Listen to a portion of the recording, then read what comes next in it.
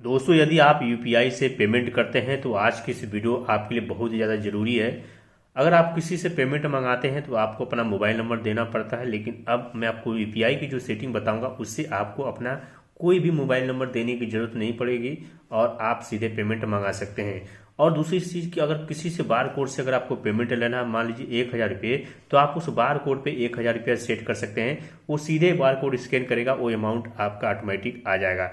अगर दोस्तों आप किसी को जो है पैसे उधार देते हैं, अगर उसको रिमाइंडर सेट करना चाहते हैं कि उसको रिमाइंडर मिले या मुझे भी मिले रिमाइंडर, जैसे 1 महीने बाद देना चाहता है, 2 महीने बाद देना चाहता है, तो उस पेमेंट के साथ वो रिमाइंडर भी आप सेट कर सकते हैं। तो बहुत ही इंटरेस्टिंग ये वीडियो है, तो वीडियो को आप पूरा देखिएगा।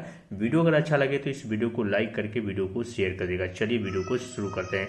सबसे पहले आपको यहाँ पे फोन पे को एप्लीकेशन को ओपन कर लेना है। यहाँ पे देखिए मैं इस तरीके से ओपन कर लेता हूँ।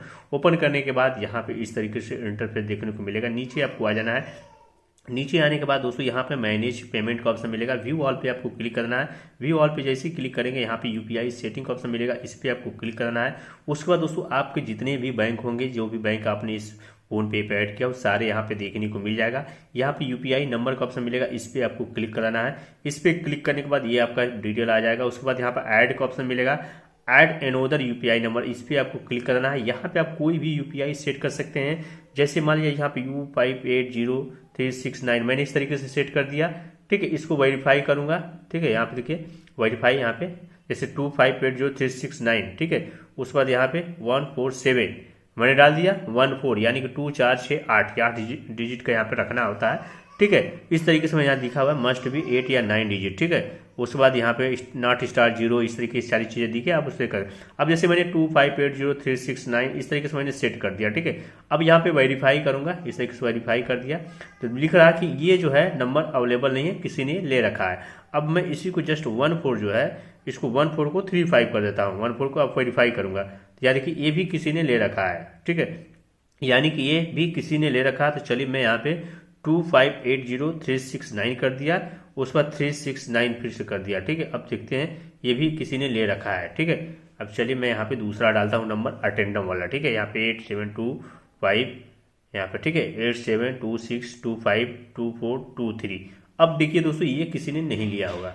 देखिए ये नंबर इज अवेलेबल, यानी कि हमें ये नंबर कोई भी हो सकता है कि भाई ये जो मैं क्रम से दिखा रहा था 2580, उस तरीके का सीरियल कोई भी ले सकता है, लेकिन इस तरीके का सीरियल किसी ने नहीं लिया। ये अवेलेबल है, बस आप इसको इस तरीके से टिक कर देना है और यहाँ पे कन्फर्म एंड क्रिएट करेंगे तो आपका ये यूपीआई बन जाएगा। उसके बाद जिससे भी पेमेंट मंगाना है, बस ये नंबर आप बताएंगे, पेमेंट आपको कर देगा। ये ना ही मोबाइल नंबर है, ना ही कोई ऐसा नंबर है, सिर्फ ये 8 डिजिट का नंबर है। इससे आप किसी से भी पेमेंट मंगा सकते हैं। इस तरीके से आपको नंबर देने की जरूरत नहीं पड़ेगा। चलिए ये सेटिंग हो गई। अब बात करते हैं दूसरी सेटिंग की। दूसरी सेटिंग की बात कर सकते हैं, जैसे किसी को आपसे पैसा मतलब किसी को पैसा आप दे रहे हैं, उससे आपको तगादा करने के लिए रिमाइंडर सेट करना था। जैसे मान लीजिए हम 2 नंबर पे क्लिक करके किसी को पैसा देते हैं। मान लीजिए सपोज हमने जो है यहाँ पर मैंने पैसा भेजा किसी को। ठीक है, यहाँ पर मैंने पैसा भेजा। ठीक है, यहाँ पर मैंने पैसा भेज रखा था। ठीक है, अब यहाँ पर दोस्तों यार जो ये आप देख सकते हैं, ये घड़ी का आइकन है इस तरीके से, इसी पे आपको क्लिक करना है। जब मैं इस पर क्लिक करूंगा तो यहाँ पे सेट कर सकते हैं अमाउंट। मान लीजिए 1400 रुपया आप दे रहे हैं, 1400 रुपया सेट करके वो कहता है कि हम अगले महीने दे देंगे, या फिर 3 महीने बाद देंगे, या 6 महीने बाद देंगे, या किसी डेट पे कस्टम सेट कर सकते हैं। और आपका स्टार्ट जिस दिन पेमेंट करें उस डेट का स्टार्ट उस दिन से हो, और उसके अगले महीने पे जैसे सेट करते तो उसके अगले महीने यानी कि जनवरी 28 में सेट कर रहा हूँ, 1400 दे रहा हूँ, तो अगले फरवरी के 28 में वो उसको मुझे रिमाइंडर मिलेगा कि मेरा पैसा भाई दे दो। यहाँ पे आप मैसेज भी डाल सकते हैं कि क्या भाई मेरा जल्दी से पैसा दे दो यार, महीना पूरा हो गया। यहाँ पे आप ये भी लिख सकते हैं कि मेरा पैसा दे दो, महीना पूरा हो गया।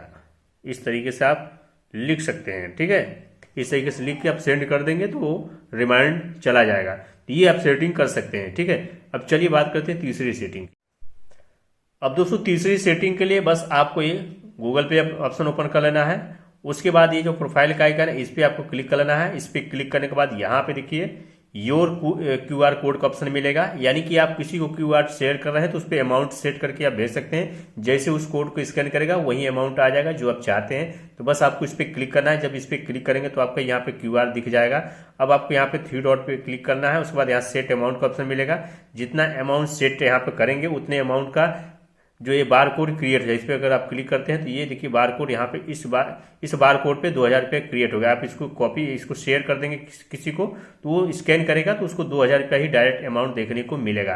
यहाँ पे देखिए 2000 सेट हो गया है। बस आप एक बार शेयर किसी को करेंगे, इसको स्कैन करेगा तो 2000 रुपये अमाउंट डायरेक्ट दिखने लगेगा और उस पर क्लिक करके आपको पेमेंट कर सकता है। इस तरीके से आप अपना पेमेंट सेट कर सकते हैं QR कोड पे। उम्मीद करेंगे वीडियो अगर अच्छी लगी है तो लाइक करें, शेयर करें। धन्यवाद।